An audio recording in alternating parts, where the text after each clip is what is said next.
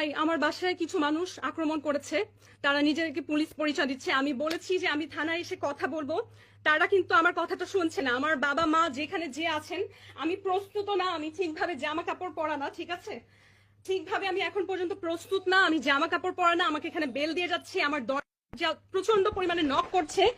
আমি তাদেরকে বলছি যে আপনারা যদি থানা থেকে হয়ে থাকেন কোনো চিন্তা নেই, তো আমি নিজে থানায় এসে কথা বলবো, ঠিক আছে, কিন্তু তারা যে কারণে এসেছে সেটা হচ্ছে আমাকে একটা বিপদে ফেলা। আমি জানি না, হাতে বন্দুক আছে তাদের, বাইরে পরিচয় দিচ্ছে হচ্ছে পুলিশ, কিন্তু আমি কিন্তু বললাম যে আমি নিজে ভাটারা থানায় এসে কথা বলবো। তাহলে তো আসলে নক করার কিছু নেই, তাই না? শুনুন, আপনি আমার দরজা ভাঙার চেষ্টা করছেন, আমার তো ভয় পাওয়াটা স্বাভাবিক, তাই না?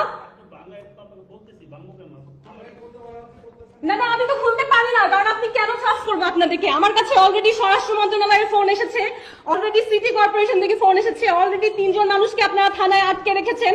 আমার তো আপনাকে ট্রাস্ট করার প্রশ্নই ওঠে না, কিন্তু আমি নিজে আমার লয়ারের সাথে আসবো, আমি আইনজীবী নিয়ে আসবো, এখন আমার পক্ষে সম্ভব না। 3জন তো আমার কাছে খবর এসেছে থানায় নিয়ে গিয়েছেন ভাটারা। আমি তো আপনাকে নাম বলবো না, আপনি পুলিশ, আপনি জানেন, আপনি নিজে নাম বলুন।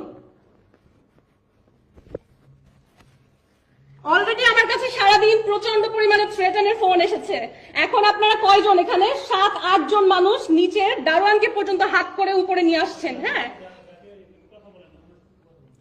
আমি আপনাকে কথা দিলাম যে আমি আমার আইনজীবী সহ থানায় আসবো, কেন আপনি হাতে বন্দুক টন্দুক নিয়ে এসে আমাকে ভয় দেখাচ্ছেন?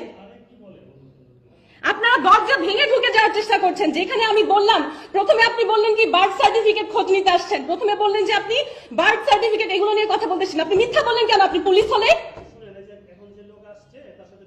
না, আমি এখানে এতগুলো লোকের সাথে আমি ঠিক মতো জামা কাপড় পর্যন্ত পরা না, আমি প্রস্তুত না, আমি এতগুলো লোকের সাথে আপনি বললেই কেন কথা বলবো? জি জি, কে বলছেন আপনি?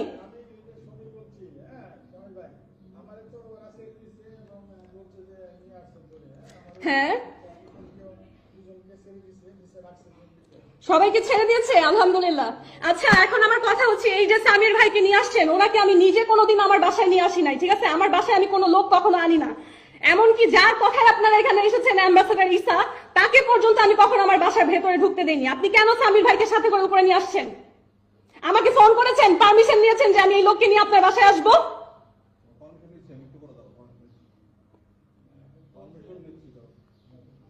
আপনার তো আমাকে ফোন করে আসার